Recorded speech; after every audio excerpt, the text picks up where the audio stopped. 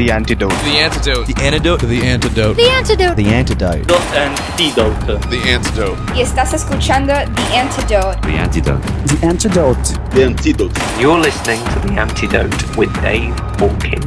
With Christian music that doesn't suck.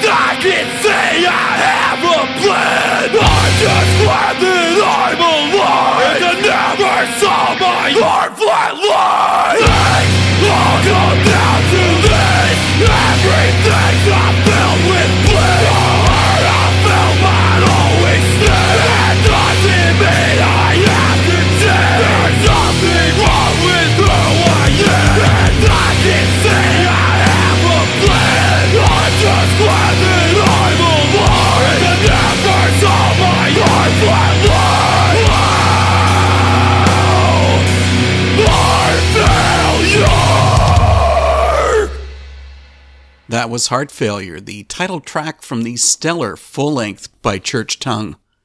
Thanks for coming to The Antidote with Dave Hawkins. I need to give some background on how this episode came about. I'm one of those ultra-organized people. You know, everything has to be in its place right where I left it. That didn't happen with my interview from last summer with Michael Sugars of Church Tongue. I hunted everywhere for the audio file, but it had disappeared. Then, surprise, surprise, a couple of weeks ago, my daughter handed me one of my USBs, which she had borrowed 9 months earlier. There was the missing interview. So it may have taken as long as inception to childbirth, but here's my conversation with Church Tongue. Indianapolis is known for car racing and pharmaceuticals, but more importantly, it's home to Church Tongue. Michael is here with The Antidote. Thanks for joining in, man. Of course, yeah. How did the band idea come around to form Church Tongue? Okay, so whenever I was like younger in high school, I played some local bands and such. And then when I was like in my senior year of high school, I joined a local band called They Say Redeemer. We were like a Christian metalcore band, but that is how I met Nico, because Nico started playing for that band very shortly after I did. And then that band, fizzled out and died a couple months later. And a few months go by, I graduate high school.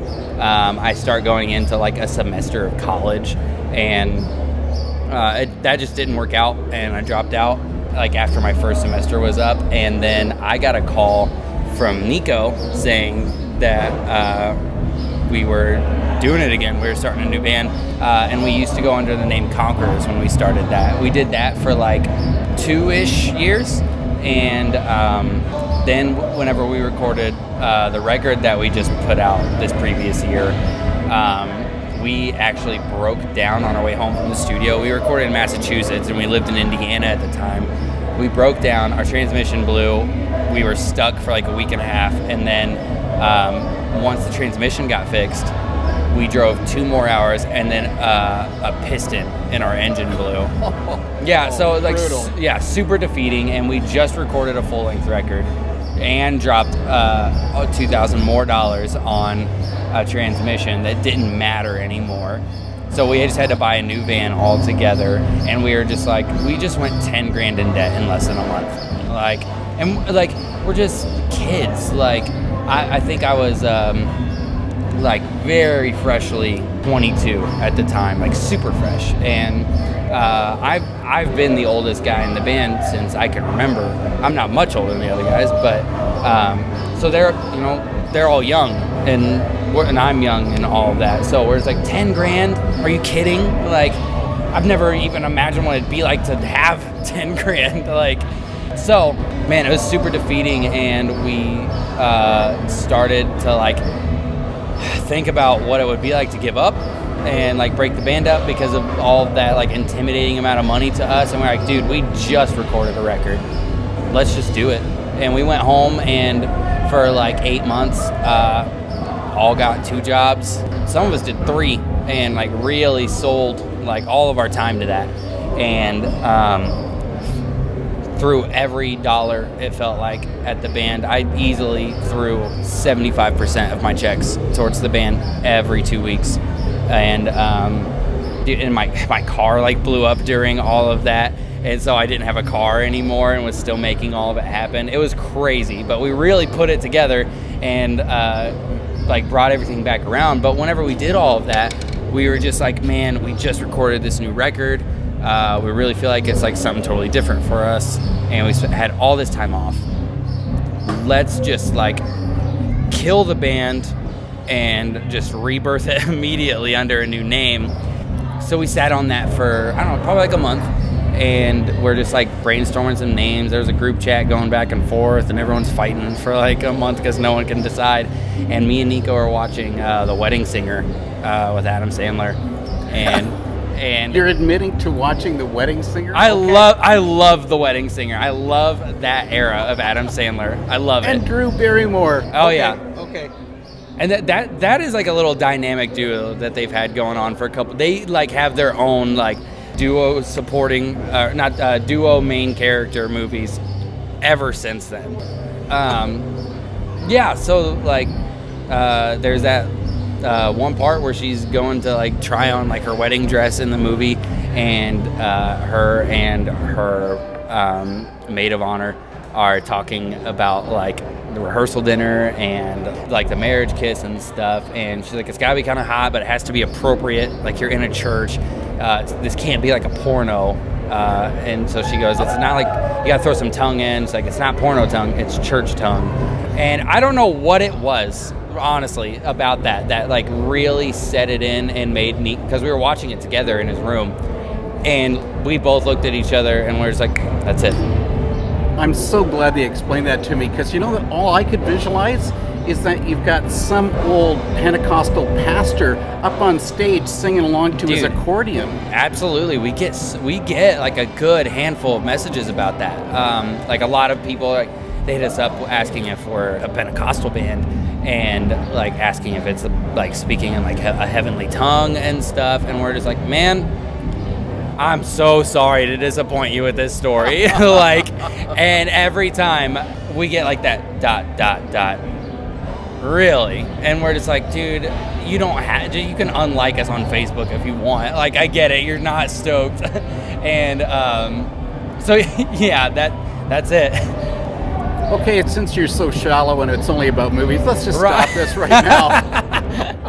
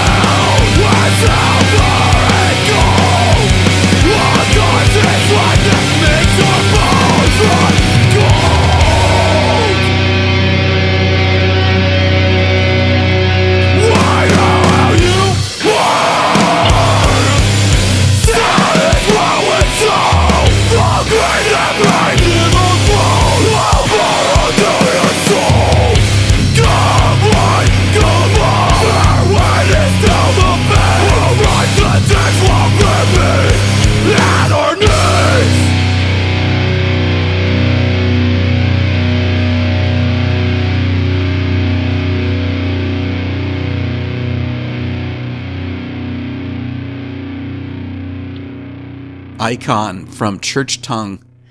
For some artists, creating music can be a chore. Not for this band. The next part of our story shares both the good and the bad of performing and being on the road. This hasn't been the first time I've seen Church Tongue play a set. You have a really solid show. Thanks, man. You know, you're talking about being on tour. Some bands don't really like to be on the road.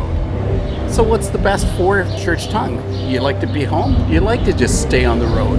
Dude, I mean, don't get me wrong, like, I have like a pretty good life at home. Like, I have a nice apartment that I recently moved into. I live with my best friends, and like I have like a good fun job at home that I like, and you know, I have like a lot of friends at home and all of that. But man, I don't know what it is, but something about like actually just being out there and doing something that you really care about and that you strive towards, like you strive to make it grow. You are taking a chance on that. Like, people could not be receptive to that, but the chance to like be out there and be doing it and people caring and wanting you to come play their venues and come watch your band is insane. And I love that feeling. And I also like, everyone in my band is my best friend. We've all been friends for like a good couple years now. So there's nobody that you want to throw under the bus when you're on the road? Tony. Tony, dude. Tony just tells the same joke for an entire month. literally on this tour, he had this one joke. It was like just this stupid picture of this guy. He's awful. That's all I've got. He's awful. He just tells the same joke over and over again. And if you try and roast him, he does something. He goes, "You wish," and I'm like, "Yes, I requested that you shut up." He goes, "You wish," and he just says it over and over again. I was like, I've never met a dude in his 20s that is like not as cool as my 11-year-old little brother. Like, a little hint for you: keep a roll of duct tape in the vehicle all times. yeah, And just yeah. cover the mouth over. Anytime you catch him like with his head just rested against the back of his seat, just reach up from behind him and just slap it over his lips real quick and tie it around the seat. And just hold him there until the drive is over. No, I love that dude.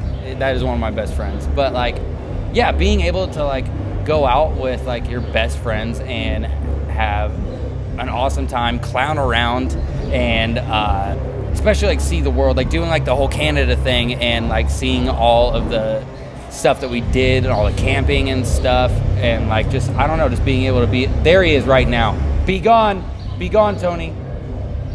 I'm doing an interview right now. I know you're my friend. Yeah, you are my friend. He might not be after he hears this. Yeah, maybe not. But we were just camp out with Conveyor. Just pull up like van to van, throw some tents in the middle of us. They had like a portable grill with them too. So we'd grill out every single day, which is sick and like cost effective. So that was a lot of fun and a lot more rewarding than like driving overnight, or like, since in the case that we were in this area we'd never been before, we didn't have any friends, so we would either be driving or like staying wherever. But being able to camp was awesome, and we did some like touristy like nature stuff too. We went to Banff in Alberta. Nice. Oh, beautiful. Isn't that fabulous? It was crazy. It was really busy later on in the day, but we camped probably like a few miles away from there, just in like an easier spot to camp because they had a bunch of tourists there. I guess like it was like the season for that was like just starting at the time. So we woke up at like 7 in the morning, drove the rest of the way to Banff for like 10 minutes, and all of us like stumble out of the van tired, and like I'm getting like all the eye boogers out and everything, and Tony had gotten further ahead than me and forgot something at the van, turned around, and he like stopped. He goes, "Dude, just turn around." And there's just this giant mountain like with all of the clouds and like seeing like all the snow caps and everything on it. It was crazy. And then immediately behind me when I did that, an avalanche started on a different mountain. So being able to just like watch that from far away, I was like, pretty spectacular. yeah, it's crazy. And just like the dull roar that it was like across like all of that just like quiet landscape, and you're like, that's crazy. And then we also saw a grizzly that day too. Yeah, so we started going down a trail, and we got a couple kilometers in, and park rangers were there, and they're like, the rest of the way is closed off. There's a grizzly right there, and I guess he had like stood up whenever they had found him. He's not happy. Yeah, so he wasn't stoked at all. But they started to like back off, and then he just like climbed up a tree and went and just like he just hung out in the trees, probably taking a nap or whatever. So yeah, being able to see that bear that day was crazy. I was like 20 feet away from him, and like I didn't know that like those things like were just out there, because I am geographically challenged and was never taught about those things.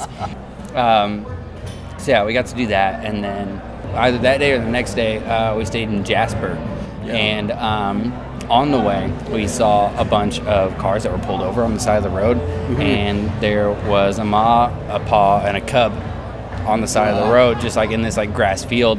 And Jared from Conveyor and Nico are both photographers, and so they're out. yeah, they hopped out and like snapped some pictures and stuff. It was awesome. They got a lot of really cool stuff, and so yeah, being able to like camp in Canada and like see like bears and stuff, things I'd never like thought I would do before, like, I'll never forget that tour. It was just super rewarding, like, specifically in that. And like, us and Conveyor have been friends for so long, especially Danny and I. Yeah. Danny and I, along with Nico and Chris and my band as well, we've all been friends for like 7 years. I've known Danny since I was like 18 years old. And I'm 24 now. I'm getting ready to turn 25 soon. Yeah, man, it was just a long time coming for us to be able to like go out together and have just a blast and clown around. It's so sick. Despite all my shame and everything comes in waves, I will not run away, and I will simply anger. Get it? The death never did save me, but I've learned what it's like to lay down within like it's forever. Silence and empathy would free me, and tasted like honey. It's not about who I've been, but about who I can be. No matter who that is, I'll accept that it's me. I want to be what I dreamt of being. Something what my brother saving. I want to be what I dreamt of being. Something what my brother saving. One day this will make sense. The only way out is through. You can't allow yourself to suck on steps as if you have no life to lose. Now I do until my heart to bloom.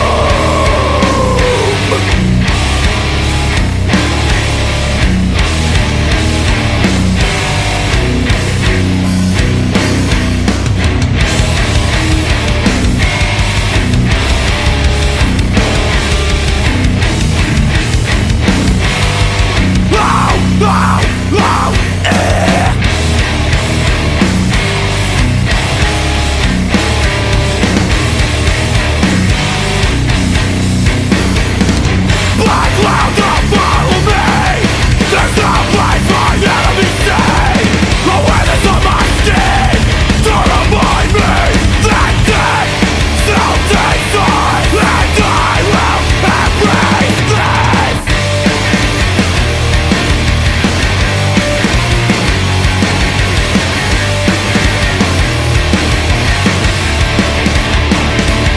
It's not about who I've been, but about who I can be.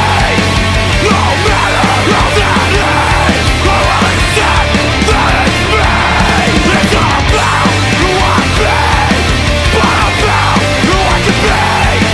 No matter how that is, I will accept that it is me. Church Tongue is a hot band, but they've taken that to an extreme level, as you'll hear on the next part of our talk. Being able to do that with all of them and like be happy that I'm doing that is sick, because I do know bands that don't get along on the road together. I mean, in most cases I don't blame them, because like when you're in such close proximity to each other all the time, especially like our tour that we just did was 5 weeks, like you can find yourself some days just being like, don't even look at me, like just don't even look at me today, like, because you've just been around each other for so long, and like there are bands that just like can't do that because they, I don't know, they don't get along together. There's no chemistry there or something. But we do have that, thankfully, and we're happy. And so, man, I'd probably say I like being on tour more. Just being able to be out there doing it and like with my best friends. It's incredible. And you could have lost one of those good friends. Chris sets himself on fire at one of your shows. Oh, yeah. Now, insanity coming into this, or is this strictly an accident? Insanity. We're going with insanity. Dude, that story is like, anytime I think about it, honestly, like, it should have gone wrong. it really should have gone wrong because, and there he is right now. I'm looking at him now too. Like, speak of the devil and they shall come. But the way that went down. So we had talked about like a lot of bands that we think are like legendary and that like we love a lot and like how crazy they are live and, you know, this, that, and the other. And our favorites for most of us, like mutually, is the Chariot. And we were just like, dude, those guys are insane. They did crazy stuff. There are a million Chariot stories from the entire course of their band's career. And we were just like, dude, what if we lit one of us on fire? And we were just like, is there a way we can do that without it just being overkill and like, you know, you die? Like, or do you just like go all in and do die for the sake of the video or something, you know? Like, so we get on YouTube and look up like how to set yourself on fire and not die. So basically what we did is we took brake cleaning fluid, which is what I like put all over his back to set him up with. And dude, I really, really wanted it to be big, and I really caked it on him.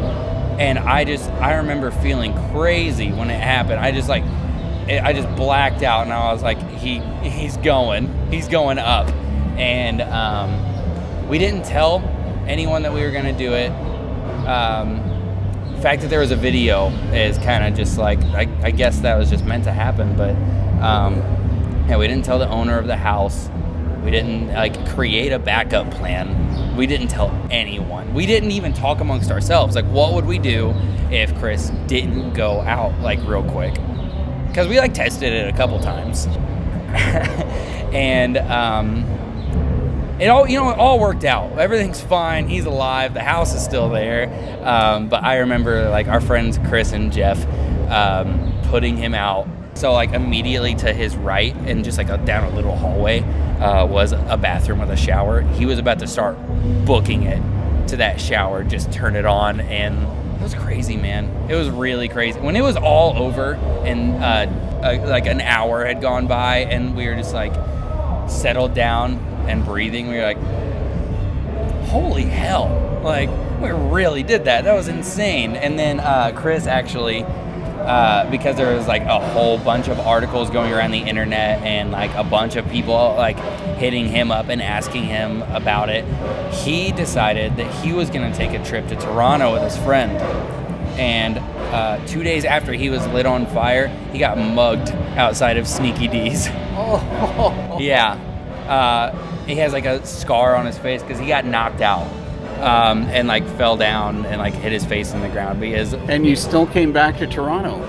Yeah, we've been back to Toronto twice since then, and like we still go to Sneaky D's every single time, and we still try and run the story back and see if we can piece anything together.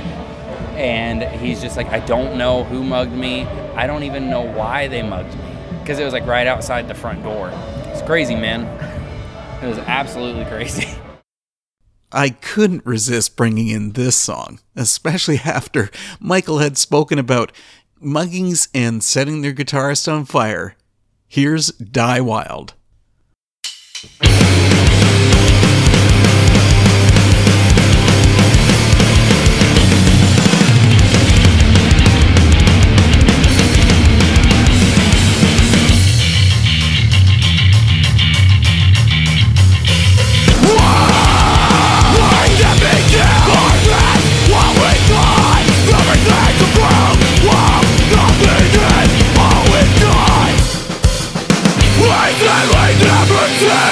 We said we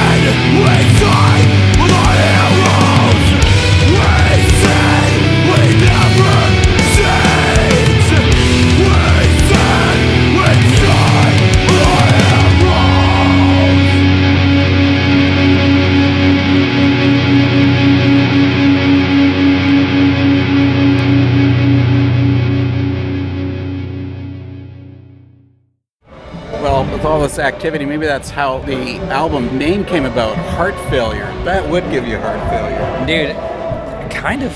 Like, there's like stuff like that, like those crazy stories where like just something wild happens. And then there are other things like our engine blowing and like our transmission blowing and like just like other things that happened like in our lives personally around the time.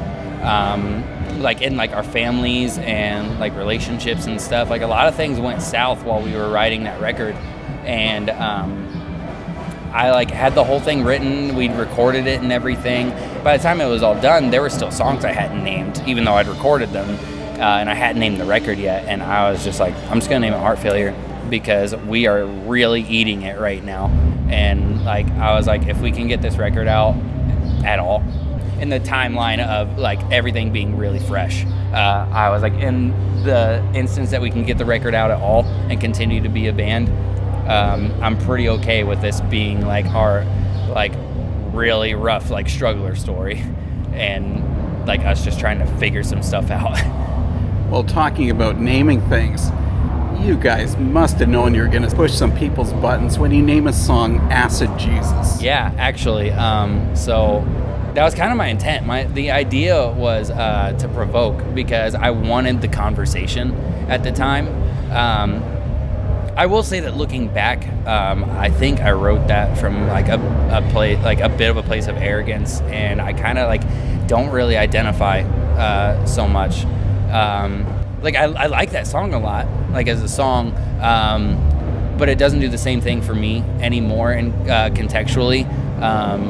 And I guess like my idea with it is like if other people care about it and they want us to keep playing it, or maybe they find themselves in that, then that's great.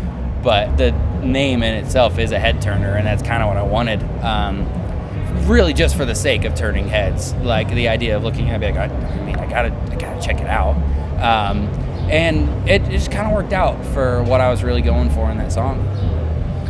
But that's the thing. It's your debut release.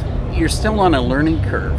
So now with that album, is there anything that you would go back and say, you know what, I want to change this? So much.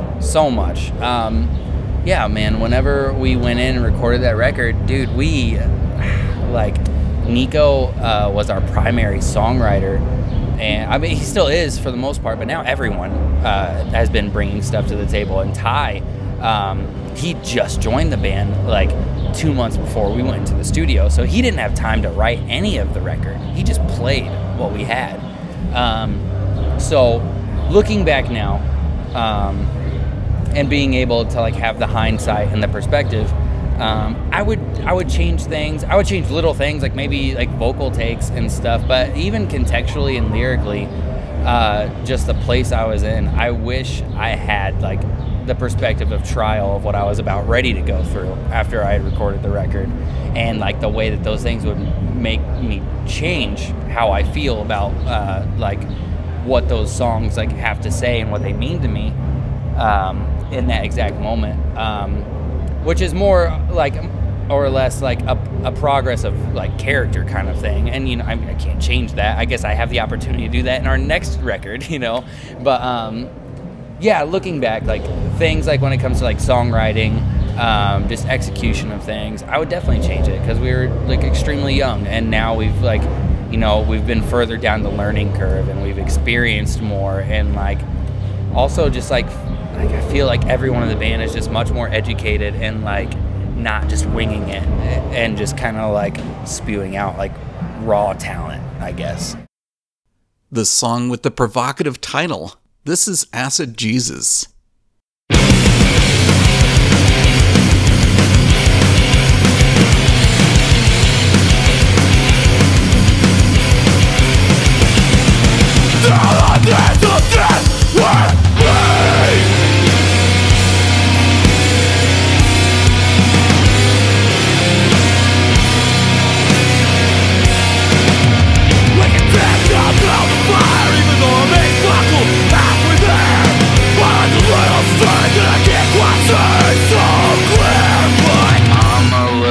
Sick, and I think it's time to put this ill dog down.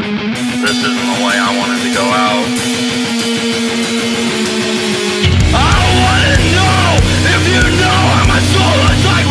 die. And the son of my father's side, and a little too much pride. Ascending life, I will only count to stepping. Ascending life, will I find my way?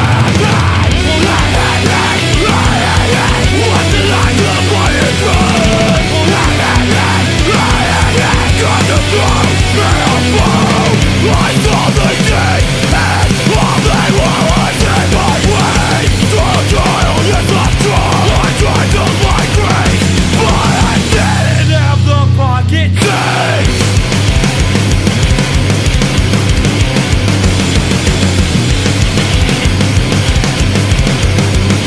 Down the dance of death with me. I'm a work in progress, maybe not always okay. I'll be what surviving fight like Alvarez. I'm a little bit braver inside, even though I wanted to die. At the end of the day, you have to be your own hero. Yeah!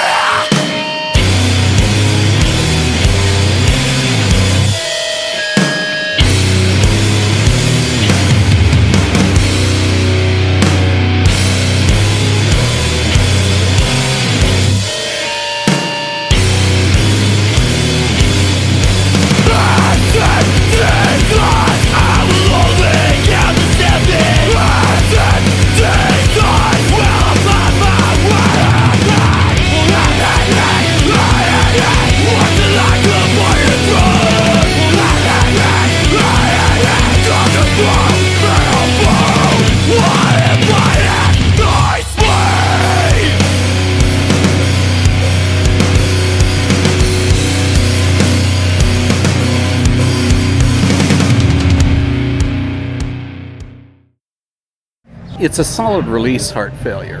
Thank you. Deals with tough topics. Is that worth doing all the time? Yeah, absolutely.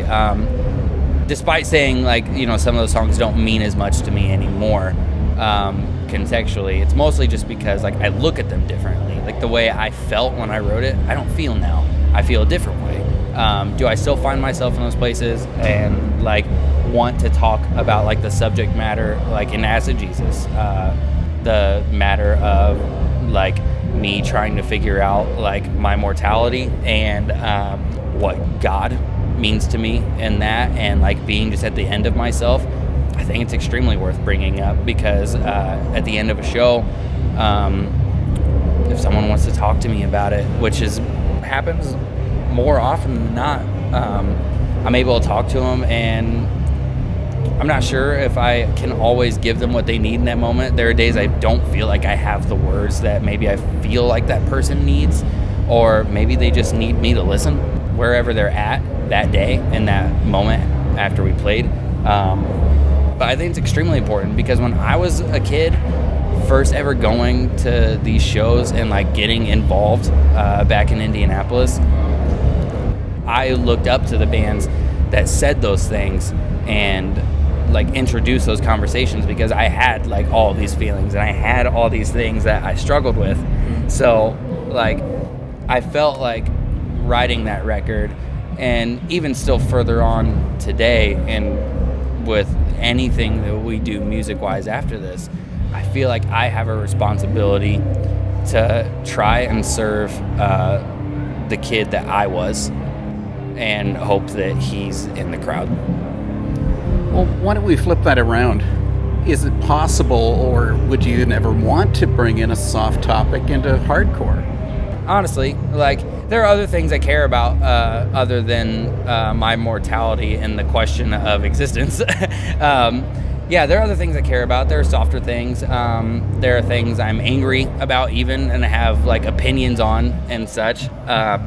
And I'm more than willing to talk about those things. I had, like, every intention to do that with our next recording. And what I want timeline-wise for this band, I really do like being impactful. I really do like hard conversation and being challenging. But I also love having fun. Like, we're writing new stuff right now, and it's really fun. There are some, like, heavy parts for people to kind of, like, wild out to, And there are like a lot of rockier parts, just like, I don't know, man, they just make me feel good when I listen to them. And like, I'm super okay with like not only releasing music that makes people question themselves and question their surroundings and what they believe and this, that, and the other, but I'm also super into writing music that makes people's day just better by hearing it. I love that. I want to do that. So yeah, I'm super into introducing softer topics and doing some more lighthearted things. Church Tongue must be big fans of Zelda to have a song called Skull Kid. Enjoy.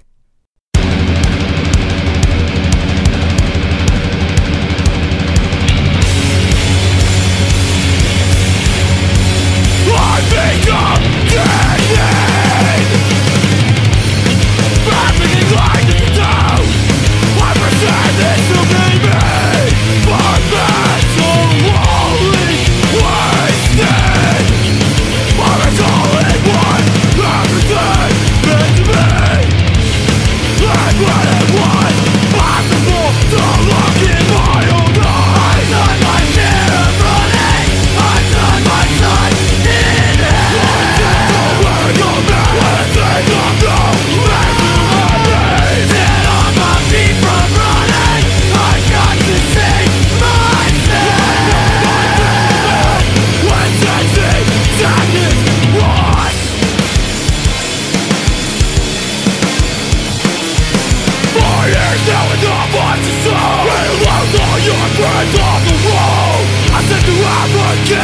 In my neck from looking at the past.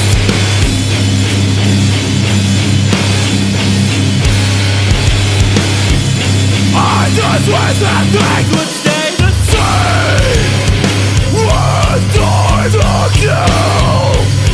But things are constantly changing and changing. I've done my share of running. I've done my time in it. Where I go back, when I think I'm back to my days. And on my feet from running, I've got to save myself. When 60 seconds run, I don't want to do. We're all facing on this true. And the things are no longer the same. I find myself routinely asking questions that I don't want the answer to. This is not the man that I am proud to be.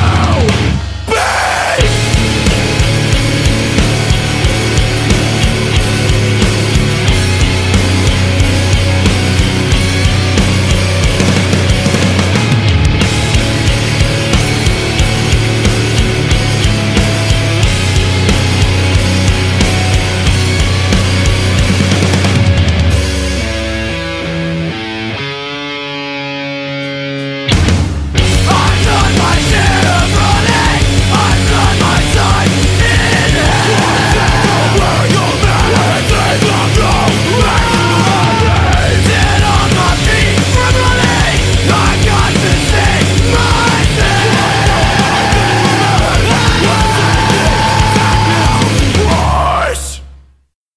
You know, I rarely bring up a band's cover art, but in the case of Heart Failure, I've got to do that. It's sad. Yeah. Disturbingly sad. You have this monochromatic photo of a man bent over, head in his hands. And it's disturbing.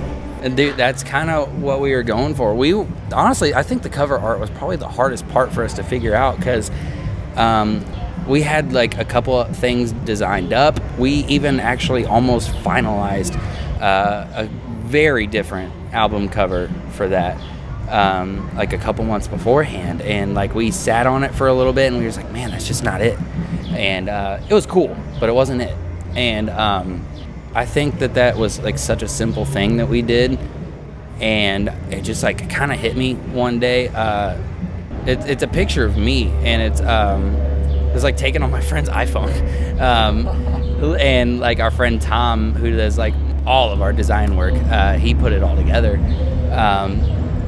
But he and I were just like talking one day and bouncing like ideas off each other, and like we were just like, I had him listen to the record, and he was like, dude, this honestly, like, it's hard. Like when you read it, when you read along, like these are hard things you're saying, and like I think to a million like broken places in my life, and like it just gets me thinking, man. And I was just like, dude, literally, what if we just had like a guy with his head in his hands, and it was just that, and it said church tongue heart failure on it, like, because if that is the vibe, if that is what everyone like gets from this, I'm just gonna put it right there, like literally, like spell it out for you right there without you knowing.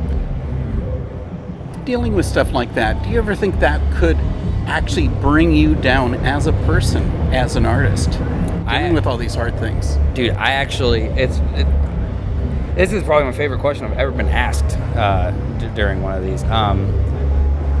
Dude, last year I went through like an identity crisis last year, and I found myself on stage trying to talk to people, and like bring up these things, and having people like ask us about the record and stuff, and I kept finding like I just felt like I didn't have any words, and like maybe I was like fooling myself, maybe I was fooling other people, maybe I had no idea what I was really doing. I was just going through some stuff, and I had a conversation with my friend Jeff, who goes under the name Key Young as an artist, and who is great, but I had a conversation with him one day, and I was just putting all of that out there. I was like, I don't know if I'm enough. I don't know if I'm enough for these kids, or if I really have anything to offer, and if maybe like it's all a load. And he offered me his advice. He's a little bit older than me. He's a little bit further into his 20s, so like he can kind of like tell me what it was like for him to kind of just figure himself out in his early 20s and stuff. But yeah, we talked it out, and I finally realized like I needed to probably go about this in a different way. I needed to like stop putting the pressure on myself, because like, yeah, even though like I feel like what I have to say is hard, and like they're harsh topics, being able to like check yourself, and being able to look yourself in the mirror and ask yourself if you're being truly impactful, and like trying to like dissect the entire thing and figure out what is impactful, what is a load of crap, and go from there to be truly effective towards people. Really cool. And yeah, so yeah, I went through a hard time with that last year.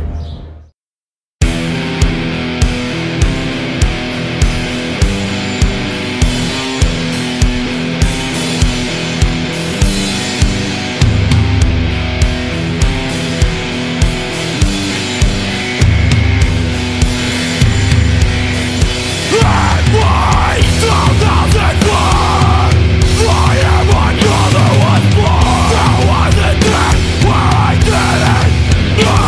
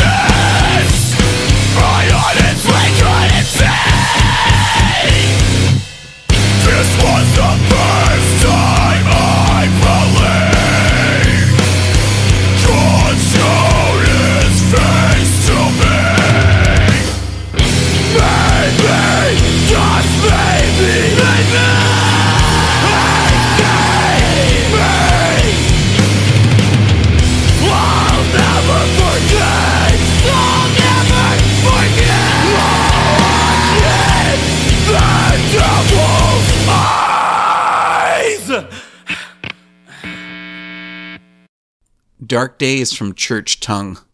Heart Failure is a disturbing release with dark topics, but it's brilliant. Maybe not so brilliant is Setting Your Guitarist on Fire. I'm going to bring the music back to Canada next week on The Antidote. The band members of Outrage AD come to explain why it took 25 years for this Ottawa-based metal band to re-release their debut New Blood album. I'm also joined by British Columbia's Cruentus, who bring their thoughts on the incredible melodic death metal found on their just-released EP, Alpha and Omega. Okay, here's some final thoughts from Michael Sugars of Church Tongue in a song simply called 720.